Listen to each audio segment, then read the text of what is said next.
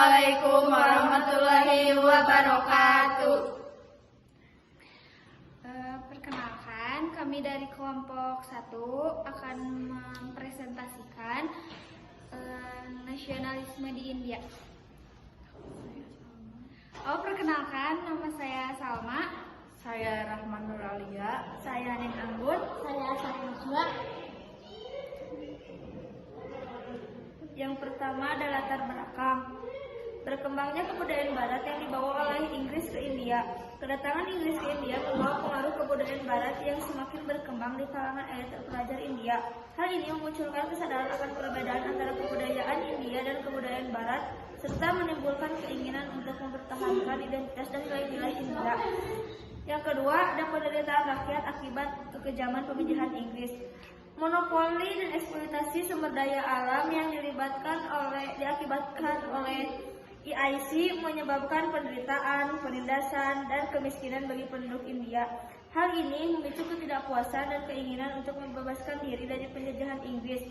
Yang ketiga, ada munculnya golongan terpelajar. Perkembangan pendidikan di India, terutama di kalangan terpelajar, memberikan kesempatan bagi mereka untuk mendapatkan pengetahuan tentang gerakan-gerakan nasionalis di dunia, seperti gerakan kemerdekaan Amerika, Prancis, dan yang lainnya. Golongan terpelajar ini menjadi agen perubahan dan memainkan peran penting dalam membangun kesadaran nasionalisme di India. Yang keempat, ada pemberian status dominan kepada Kanada pada tahun 1867. Pemberian status dominan kepada Kanada oleh Inggris pada tahun 1867 menimbulkan keinginan rakyat India untuk mendapatkan hak yang sama. Mereka melihat bahwa negara-negara lain yang berada di bawah kekuasaan Inggris telah mendapatkan otonomi dalam pemerintahan mereka. Dan hal ini memicu semangat nasionalisme di India. Yang kelima, ada kemenangan Jepang atas Rusia pada tahun 1905. Jadi menyadarkan bangsa India bahwa mereka juga memiliki potensi untuk mengalahkan bangsa kolonial Inggris. Keberhasilan Jepang sebagai negara Asia dalam menghadapi kekuatan Barat memberikan inspirasi dan keyakinan kepada bangsa India bahwa mereka juga bisa mencapai kemerdekaan. Dan yang terakhir, ada peran tentara India dalam Perang Dunia I dan Perang Dunia II. Partisipasi tentara India dalam Perang Dunia I dan Dunia II membuka mata mereka akan kemampuan dan keberanian mereka sendiri. Mereka menyadari bahwa mereka tidak kalah dengan tentara Eropa lainnya, dan hal ini memperkuat semangat dan keyakinan mereka dalam penjajahan untuk kemerdekaan. Selanjutnya, gerakan perlawanan rakyat India. 1. The Indian Mutiny. Pemberontakan India tahun 1857 sampai 1859 juga dikenal sebagai The Indian Mutiny.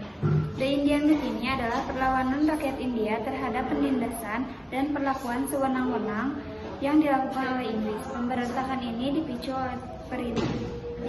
oleh perintah yang dianggap menghina agama Hindu dan Islam. Pemberontakan ini merambat dari tentara ke kalangan rakyat dengan Raja Mughal. Bahadur Shah diangkat sebagai Raja Hindustan. Pemberontakan dipimpin oleh tokoh-tokoh seperti Rani Laksmi, Bai, dan Sahib. Meskipun beberapa raja memihak Inggris, pemberontakan ini berhasil menciptakan semangat nasionalisme di India. East India Company dibubarkan dan pemerintahan India dipegang langsung oleh pemerintah Inggris di London. Gerakan nasionalisme India tidak hanya berarti mencapai kemerdekaan nasional, tetapi juga mencapai pembaruan manusia seperti yang diwujudkan dalam gerakan Gandhi. 2. Brahma Samaj. Brahma Samaj adalah aliran yang hendak menghilangkan kepercayaan kepada dewa-dewa yang banyak sekali di India dan menanamkan pemujaan kepada satu dewa yang menjadi sumber hidup dan pangkal dari alam semesta. Ini berarti pembaharuan agama Hindu kuno untuk disesuaikan dengan kemajuan zaman. Kemudian kasta-kasta hendak dihapuskan atas dasar perikemanusiaan. Yang menciptakan Brahma Samaj adalah Ram Mohan Roy dan didukung oleh Rabindranath Tagore, pujangga India yang sangat terkenal. 3. Ramakrishna. Ramakrishna ialah aliran yang menghendaki kembali pada agama Hindu yang murni. Orang Asia mempunyai kebudayaan yang berdasarkan kerohanian yang halus polos dan tidak mementingkan kebendaan seperti orang-orang barat. Kekuatan rohani yang dikenal, dipelajari, dan dikembangkan sebaik-baiknya tidak kalah terhadap keadaan kerohanian timur akan menang terhadap kebudayaan barat. Yang membentuk gerakan Ramakrishna ini ialah Swami Vivekananda. 4. All-Indian National Congress. All-Indian National Congress 1885 adalah persatuan gerakan nasionalisme India yang dibentuk untuk menuntut kemerdekaan dari penjajahan Inggris. Kongres ini didirikan pada tahun 1885 oleh Alan Oldham, seorang Inggris yang mencintai India. Pada awalnya, Kongres berusaha menyatukan anggotanya yang berasal dari berbagai agama dan aliran. Namun, pada tahun 1906, kelompok Muslim keluar dari Kongres karena merasa bahwa Kongres lebih mementingkan kepentingan Hindu. Kelompok Muslim ini kemudian mendirikan Muslim League. Perpecahan semakin membesar ketika beberapa orang Hindu fanatik mulai menganggap India sebagai negara Hindu yang membuat umat Muslim India yang merupakan minoritas merasa terancam. Muslim League akhirnya menuntut berdirinya negara sendiri bagi kaum Muslim yang kemudian menjadi Pakistan pada tahun 1947. Pada tahun 1907, Kongres terpecah menjadi dua aliran, yaitu aliran moderat dan ekstremis. Aliran moderat puas dengan tuntutan Swaraj atau pemerintahan sendiri dalam lingkungan kerajaan Inggris. Sementara aliran ekstremis menuntut kemerdekaan penuh bagi India. Kongres kemudian secara bertahan meningkatkan tuntutan mereka dari status dominion pada tahun 1923 hingga tuntutan kemerdekaan penuh pada tahun 1935.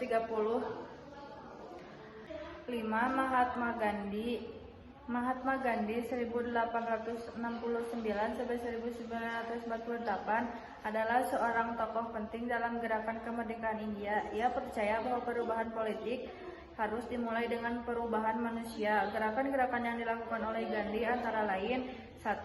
Swadesi atau memakai buatan sendiri. Gandhi menganjurkan agar masyarakat India menggunakan produk buatan dalam negeri dan menghindari produk dari negara asing. Gerakan ini bertujuan untuk mengembangkan ekonomi lokal dan mengurangi ketergantungan pada negara-negara asing. 2. Satyagraha atau tidak mau bekerja sama dengan Inggris. Gandhi mengajarkan pentingnya memegang teguh kebenaran dan menolak bekerja sama dengan apa yang dianggapnya tidak benar. Prinsip ini diterapkan dalam gerakan non-kooperatif terhadap pemerintah Inggris. 3. Ahimsa atau melawan tanpa kekerasan. Gandhi mengajarkan pentingnya melawan dengan cara yang tidak kekerasan. Prinsip ahimsa menghormati kehidupan dan menentang kekerasan dan pembunuhan. Ia percaya bahwa melalui kekuatan batin dan ketidakkekerasan, lawan dapat dikalahkan. 4. Hartal atau mogok. Hartal adalah tanda protes atau tidak setuju terhadap sesuatu yang dianggap tidak baik. Masyarakat melakukan mogok atau tidak berbuat apa-apa sebagai bentuk penolakan terhadap keadaan yang tidak diinginkan. Gerakan-gerakan Gandhi ini memberikan inspirasi dan memobilisasi masyarakat India dalam perjuangan mereka untuk kemerdekaan. Pendekatan Gandhi yang berbasis pada kebenaran, ketidakkekerasan, dan partisipasi aktif masyarakat menjadi landasan dalam perjuangan kemerdekaan India. 6. Kemerdekaan India. Perjuangan kemerdekaan India melibatkan keinginan dan perlawanan rakyat India terhadap penjajahan Inggris. Pada tahun 1919, Inggris mengeluarkan Government of India yang memberikan pemerintahan provinsi di India kepada Inggris dan India. Namun, Kongres menolak perjanjian ini dan golongan moderat Barat keluar dari Kongres untuk membentuk National Liberal Federation. Di bawah pimpinan Gandhi, Kongres mengumumkan gerakan Satyagraha, Tata, Ahimsa, dan Swadeshi, termasuk boikot terhadap barang-barang impor. Pada tahun 1921, situasi semakin kacau dengan munculnya pemberontakan di berbagai wilayah. Hindu dan Muslim bersatu melawan Inggris. Pada tahun 1928, Kongres memperkuat pimpinan mereka dengan menuntut status dominion. Tetapi Jawaharlal Nehru kemudian menuntut kemerdekaan penuh pada tahun 1930.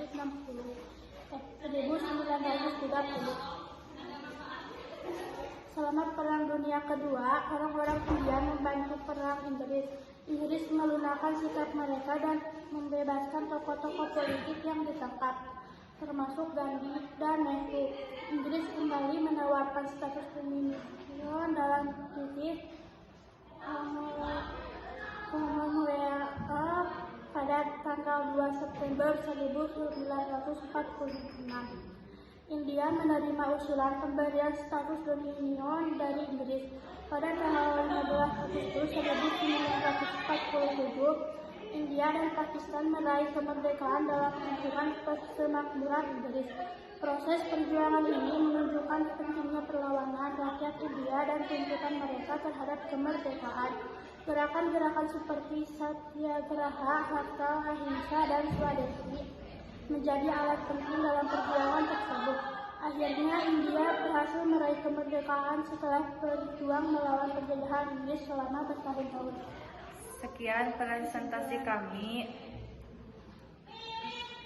Mohon maaf dengan segala kekurangannya. Assalamualaikum Warahmatullahi wabarakatuh.